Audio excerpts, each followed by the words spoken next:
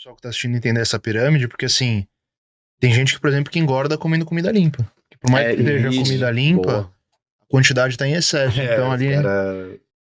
Batata não engorda. Como arroz, feijão e frango e tô engordando. Porra, mas você tá comendo 1 quilo de arroz, cara. À noite antes de dormir. Cara, é direto, mano. Direto. Então acontece, né? Então por isso que é importante entender essa pirâmide, pra você entender que no final das contas o mais importante ali vai ser a caloria, depois a distribuição dos macros para atingir aquelas calorias, e aí depois vem o nutrient timing, pra quem tá se perguntando também, é o horário que você vai consumir cada um desses alimentos. Então você vai talvez essa lógica, né? Evitar antioxidante próximo do treino, porque a gente quer que o treino seja oxidativo. Então essas coisas são nutrient timing também. O pessoal ter uma ideia, tem um documentário, não vou lembrar o nome, se alguém souber coloca no chat, que o cara consumiu lanches do McDonald's lá, lembra? Muito legal, né? É o Super Size Me. Só que existe um outro que foi feito, que não ganhou tanta proporção, que ele consumiu controlando o déficit calórico. Depois de 3 meses. Ele foi, não sei se era 3 meses ou 1 mês. E ele foi fazer... McDonald's também? Só McDonald's. Eu só comia McDonald's o dia inteiro. Não sei se foi até o McDonald's que patrocinou esse pra fazer, né? Pra dar uma melhorada. Né? Mas pegou um cara lá e fez um déficit calórico, só que ele fez exercício. Consumiu McDonald's todo dia, o dia inteiro. E ele no final emagreceu, melhorou o exame de sangue. Entendeu? Aí você fala, poxa, por quê? Porque ele tava em déficit calórico, o próprio emagrecimento melhorou a saúde dele. Não que o McDonald's melhorou a saúde dele. Exatamente, não é que é saudável. Pelo amor de Deus, gente. Mas por ele emagrecer, ser ativo, ou seja, ele tentou ali contradizer né? E aí, no caso, a gente consegue entender o quê? Que você consegue emagrecer, por exemplo, tomando só sorvete. Eu consumi 2.000 calorias. A gordura é mais merda que tem, né? Mas você conseguiria emagrecer. Emagrecer é perder peso, né? Não é sorvete, exato, né? exato. Agora não é sorvete, né? O que vende no mercado não é sorvete. Mudaram o termo, né? É um outro termo. É porque a gordura... Eu vi isso no McDonald's. Não sei se é a mesma coisa, né? Isso mesmo, não é mais o termo sorvete. Que o sorvete é tipo o sorvete da base de lácteo. Que é feito realmente... O McDonald's, pelo que eu vi, base de leite, né? Eles estão chamando de sobremesa, porque pra ser chamado de sorvete tem que ter não sei quanto % de leite, né? Um bagulho assim, né? Isso. Tem que ter um nível... massa tipo, massa de baunilha, mas não é sorvete a baunilha. Gordura vegetal do demônio lá, aquela lá que é a mais difícil de você queimar lá, mano. De você torrar no teu organismo lá.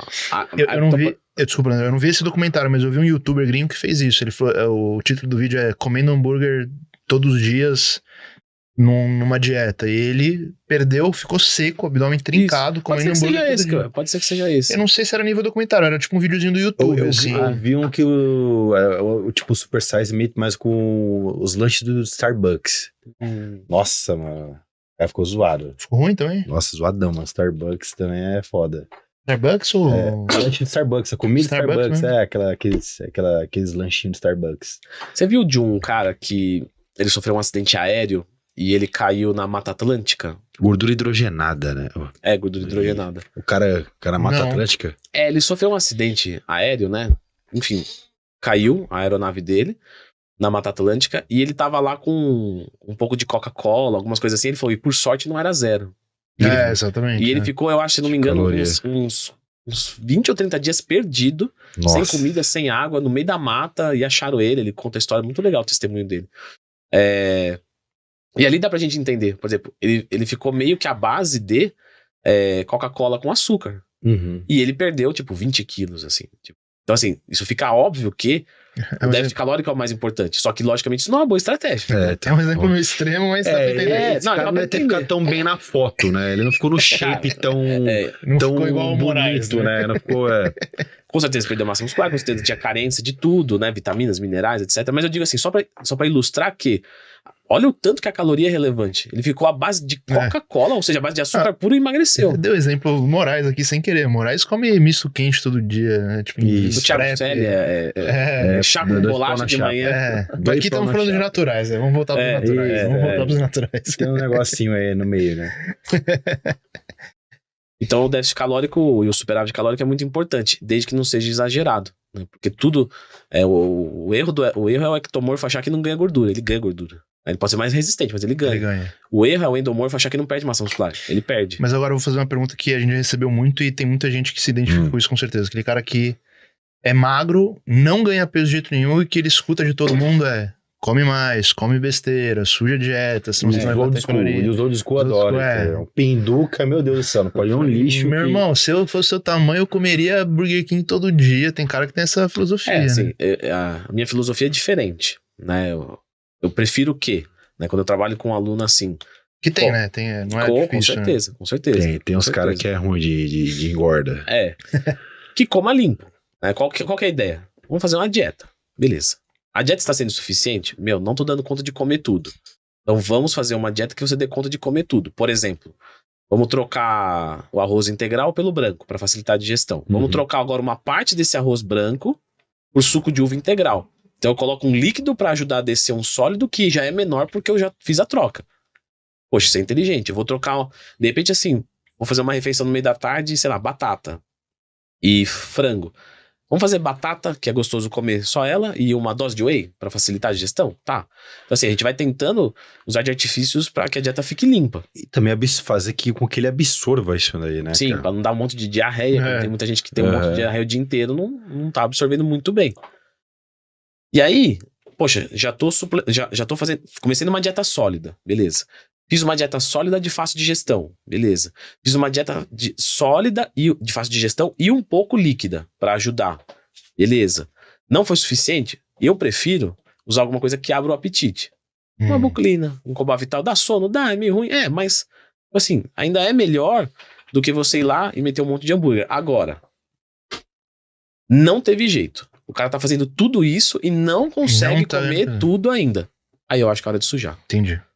E aí coloca alguns alimentos sujos. É que hoje, eu acho que tem alimentos limpos muito bons. Por exemplo, você pega um creme de avelã da Growth Suplements, um creme branco da Growth Suplements, uma pasta de amendoim com sabor. São alimentos que são gostosos. Então o cara coloca na última refeição do dia e ele não vai sujar a dieta. Né? Ele vai... Tudo bem, ali não é o melhor alimento do mundo, mas ainda é muito melhor do que você consumir, por exemplo, uma lata de leite moça, que é cheia de açúcar, vai ferrar sua sensibilidade à insulina. Tem uma densidade calórica boa nessas alta. Você coloca aquilo ali, por exemplo, com pão, poxa, é uma refeição muito fácil de você fazer 500 calorias. Uma tapioca, por exemplo, uma dose de whey. Ali eu faço numa colher, né?